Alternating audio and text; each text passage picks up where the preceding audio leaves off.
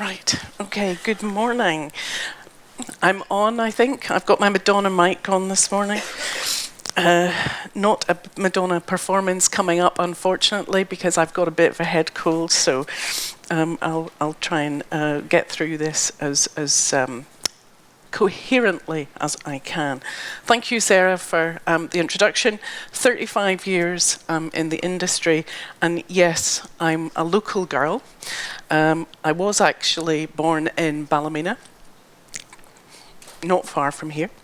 And I started at Ulster University. I started in engineering, and I was interested in maths and physics, and I think if you talk to any women in engineering, actually you hear the same thing.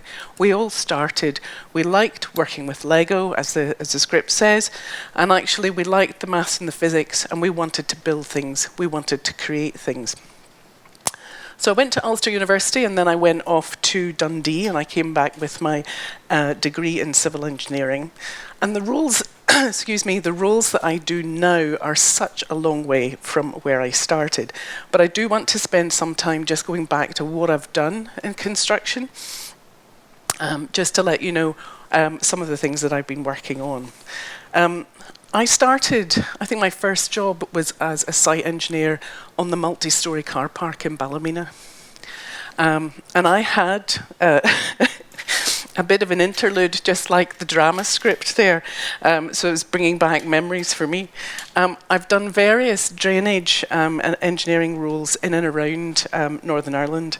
I've done site engineering jobs on East Fife Regional Road. I've worked for Building Design Partnership when I went over to Scotland, and actually Building Design Partnership put me back in Belfast onto the Castle Court development, which was great. I've worked on Aberdeen College of Commerce, a fascinating project where Aberdeen College of Commerce was actually declared structurally unsound.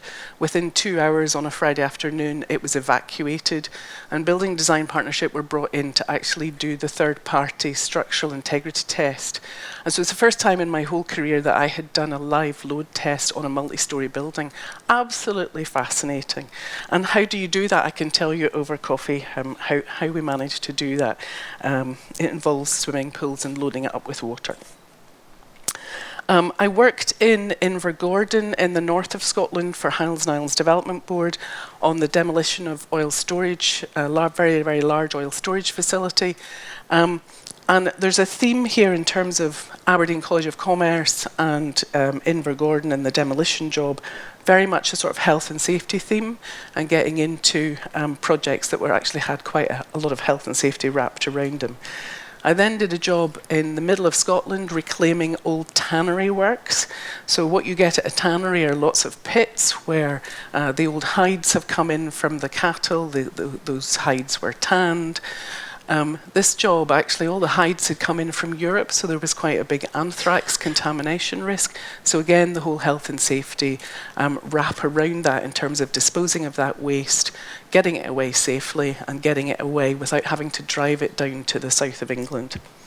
And that involved some negotiation with Central Regional Council, with their water and wastewater drainage people, because actually we managed to negotiate that we could get that waste disposed of very locally in the middle of Scotland. And from there, I went into Central Region. So I had that link into Central Region. They had a job for a project engineer. So I went into Central Region as a project engineer at that time, back in the early 90s. When I was in Central Region, the whole design and delivery of projects changed. And I was moved across into East of Scotland Water when we were amalgamating organisations. And I was successful in achieving a promoted post to be responsible for the whole of the water infrastructure programme. So making sure that the whole programme of investment across water infrastructure was delivered across the east of Scotland. And I worked in that role right up until 1999. And that's when the industry in Scotland became regulated. And there was a 4-year period in there where I also decided to do a part-time master's degree in business. And you might be thinking, what on earth were you doing? But actually, for me, it was wanting to understand beyond the engineering how things work. How was the service financed? How did the business work? How was everything delivered? And so in 1999, with my master's degree, and I did have my first son during that time, and he did come to my corporate finance final exam in his car seat and slept through it, mercifully. I then moved into Head of Regulation for East of Scotland Water, leading up the strategic planning and the financial work stream for Scottish Water as part of the merger when we brought that whole organisation together. So when I look back at my career, which CITB have asked me to do, I've learned a lot. I was lucky in some instances to be in the right place at the right time, but quite importantly with the right set of skills.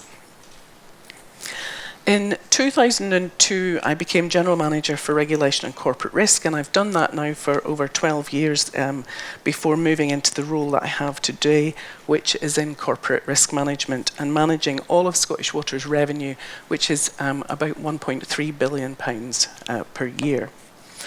So, having cantered through that, you can take the girl out of engineering, but you can't actually take engineering out of the girl. So I continue to work for the Institution of Civil Engineers. I'm assessing projects in Scotland for annual awards.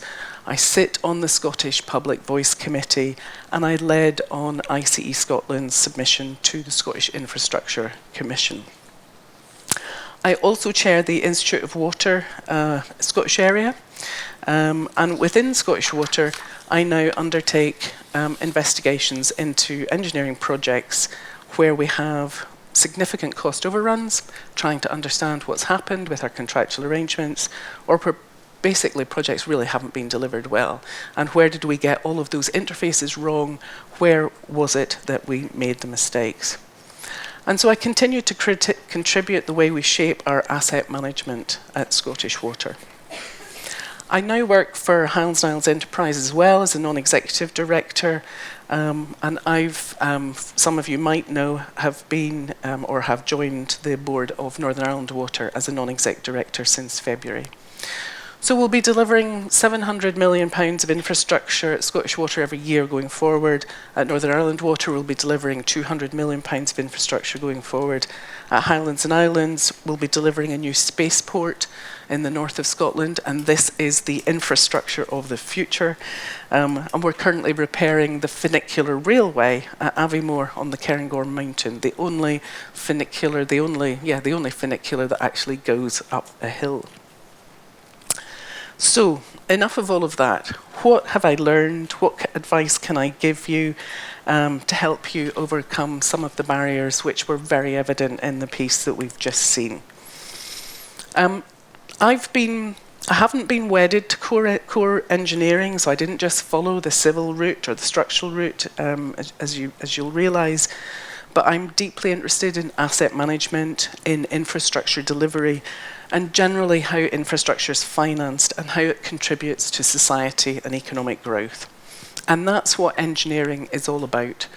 Now, I appreciate we've got a mixed audience here this morning. So we've got engineers, we've got quantity surveyors, we've got a lot of professional people who are helping in the industry as well. I've had a very broad career, and I've had a lot of fun with it. There have been moments like the sketch. There's been a lot of them, and I'll touch on one or two of those. But engineering equips you with that kind of broad capability, and it can lead you into all sorts of interesting things. And I think it comes back to some of the core competencies that you will also have coming through quantity surveying or coming through engineering. It's about understanding complexity. It's about being a good problem solver and always knowing how to engineer something. It's about having that good analytical capability. And so for my whole career, what I've wanted to do is use my brain and use my skills. So I'm going to try and use the technology now. It's not going to work, you realise that, right? Yay, somebody did it for me, super. You should have said earlier, I can remote control.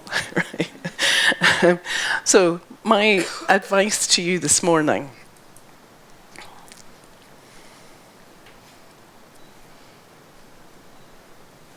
It's not working. Yes, it is working. excuse me, while I sniff. And I'm going to start with working on your self-awareness. I think you have to get to know yourself better. You need to understand your strengths and your weaknesses. There's a lot of stuff that's gone on that I've had through training and coaching over the years around, trying to work on the areas which are not as strong, etc. But actually, I now would advocate for play to your strengths, only play to your strengths. And when you've got weaknesses, find other people round about you to fill those spaces.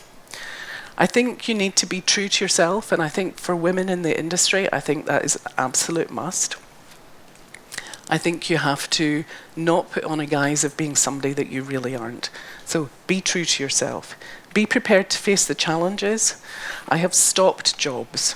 I have stood on sites and demanded that the contractors stop what they're doing and wait until we actually resolve some health and safety issues. And I've had to do that more than once. It doesn't go down well. And because you're a woman who's stopping the job, it really doesn't go down well. But you've got to stand your ground. Being persistent is something that I'm well known for. Over the period that we've been regulated in Scottish Water, we've had an absolutely tortuous relationship with our regulator, who's an individual, perhaps who should remain unnamed, actually, if this is going on a video somewhere. And one of the things that I'm known as the persistent Mrs. Oldfield. So I will always come back to something. If it's important, if it's serious, if it matters, then I won't let it go. And being persistent when things really do matter, particularly in engineering, you can't walk past health and safety issues. You can't walk past things that are not being constructed in the way that they should be. You've got to be persistent. Developing your influencing skills, so important and at many different levels. Being talked over in meetings, so that's happens routinely. And so actually having those basic skills where you yourself have a technique. So whether it's the conversation's going on around you and you need to break in, you say, well, look, just hang on a minute. And even if it's a tone of voice, it's a gesture, it's a phrase, hold on, whatever. You need to find something that helps you break into the conversation and put your opinion into the conversation. But knowing when to influence and knowing how to influence broadly is something that will stand you in good stead across your career. Increasing your confidence levels. So my confidence levels come up a bit now because I've been speaking for a while. It's great. It's so important, and everybody has low confidence days, both men and women. So day in, day out, we're not all sitting there with our confidence sitting brimming at the top. We fluctuate, we go up and down. I run a women in leadership group at Scottish Water, and as part of that I bring quite a lot of people in from outside the organisation to talk to women in the business and to tell them their story, because everybody's story is different and everybody's got different little bits of advice that they can give you. And I'm going to give you one this morning from a lady that we brought in who was a chief executive of the Clydesdale and Ulster Bank. And just prior to her career, when she moved into retirement a couple of years ago, at the point when she was negotiating with National Australia Bank, she came along and she shared with us how she feels on a day-to-day basis. So this lady's not an accountant, she's not an investment banker, she's a marketing professional. She came out of university with a marketing degree. And actually, to the day that she retired, she suffered from imposter syndrome. So she always thought someone was going to come up and tap her on the shoulder and say, you don't know what you were doing. And so it's just incredible that somebody that can be absolutely at the top of banking and negotiating on an international level can still be worried about somebody coming along and tapping you on the shoulder and saying, you don't know what you're doing. So everybody has low confidence days. But how do you get over that? Focus on the things that you do well. Actively recount on a daily basis, well, what went well today? And tick that off. And then, so what didn't go well? How do you learn from it? The things that didn't go well, what is it that you could have done differently? And if something's going to fail, make sure it fails fast, you learn fast, and you move on to the next thing. But good self-awareness, excuse me, it really isn't enough. Now, both men and women need to learn how to counteract common biases. And I saw a video clip this week, and I wish I'd seen it earlier. I've put the video link, or the video link onto the slide. I would recommend that you all watch it, but I'm going to talk about two of the biases that I'm particularly close to, because they're things that have happened to me personally during my career. The first one is a performance bias. So women tend to be underestimated, and men tend to be overestimated. And that's just a matter of fact. That's what the majority of people think. Women are appointed because of their past experience. So women have to have done lots of stuff and be able to demonstrate that what they've achieved, and these are all my successes, and I can be trusted to deliver.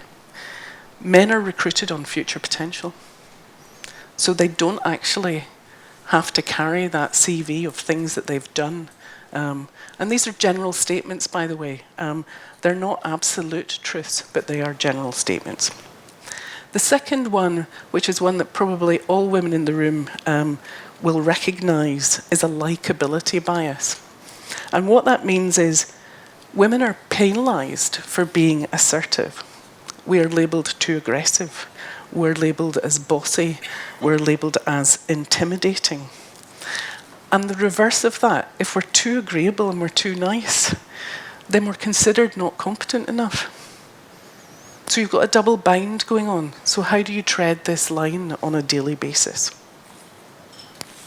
So, I'll move on to building your support network. One of my pieces of advice would be make sure that you start to build that network early on in your career, not later in your career, but from the beginning. Get your support network going. Find colleagues that support you, both male and female. I've been able to enjoy the support of a lot of male colleagues as well as female colleagues. I have to say there's not been a lot of female colleagues. I was the only lady in engineering, and I've been the only lady in engineering for quite a long time. I think my son, who's just graduating from a master's degree in engineering, I think he had 5 girls in his engineering degree in Edinburgh. So there aren't a lot of women coming through the pipeline, but where you can find female support with other female professionals, from your HR colleagues, but also from your male colleagues, because I think male colleagues now who are coming through who are younger are actually much more aware of the diversity and inclusion issues and are much more supportive. I think one of the other things in terms of building your support network is finding a mentor. And that's easier said than done.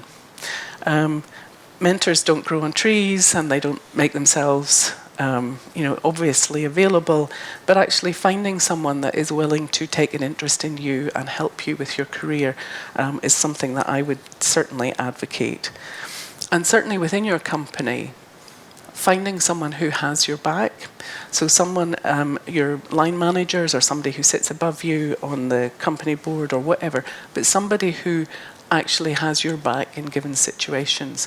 So people who know you, they have a wider perspective on you, and actually they can advocate on your behalf. And don't forget your family. Always supportive, usually, I think, for most people, and having a supportive partner, very, very helpful, particularly for women in engineering, particularly for any woman actually who's working and having a partner at home who is supportive. So I'm going to go on to building trust. We did quite a lot of work on this a few years ago organisationally at Scottish Water. So this isn't something that I've cooked up in the home at Scotland. But actually the work that we did with Cranfield University was about, actually there's a trust equation, which is great if you're an engineer because everything comes back to A plus B equals C. But building trust revolves around credibility, building reliability or being reliable, And you add those two things together and you divide them by self-interest. So I'll unpack that a bit.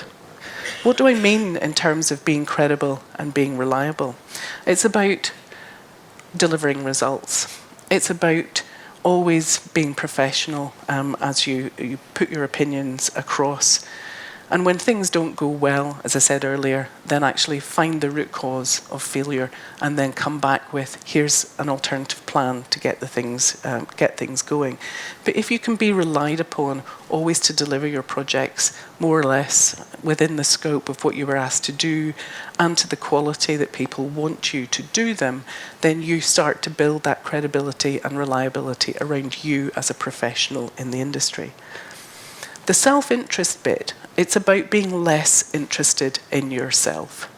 So it's about being more interested in what's right for the project, what's right for the outcome, what's right for society, what's right for customers, and being less interested in promoting yourself. And I think, from a sort of common sense point of view, you'll all know when you meet people, male or female, when they've got massive egos, you're like, okay, you don't necessarily jump to trust those individuals. People who are less egotistic, actually, once they've managed to get through those barriers of building relationships with you, actually, you develop more trust in those individuals. And always doing the right thing. That bit's what builds trust with people. So keeping on learning, lifelong learning is something that I am a big fan of. In fact, my appetite for learning has grown as I've got older. And I would say to you this morning that your training has taught you the basic professional skills, be those engineering skills or quantity surveying skills or whatever profession you're here in this morning. And it really is up to you to harness the ability to learn and to keep learning throughout your career. Particularly now, the pace of change in the industry is immense. But society is always going to need engineers to figure out how to harness the power of nature for the good of society. I'm pretty sure the ICE wrote that somewhere. Our environment is changing enormously. Climate change is upon us, and society is independent on us to continue to enhance and shape the world that we live in. And one of our strengths as a collective of engineers is that we have that ability to literally engineer in any given circumstance. I think I mentioned earlier that I said, at one point in my career, I was very fortunate to be in the right place at the right time with the right blend of skills. But engineering skills in particular are right for so many things. And I think my advice to you this morning would be to be open to opportunity, always be open to opportunity and embrace challenge. And I've never regretted that approach. Don't be afraid to put your hands up. Don't be afraid to speak out. Be persistent and have an opinion. So I'm going to round off. I've got absolutely no idea whether I'm still within my time limit, but you're all still awake, so that's a good indicator. I've not gone too long. And this might sound like a strange expression, but it came from Ruby Wax in a different context. But engineering is my tribe. I've worked with scientists, economists, accountants, lots of other professions. I'm actually most at home with my fellow engineers. And in terms of professional respect, I've always felt the respect of peers in engineering.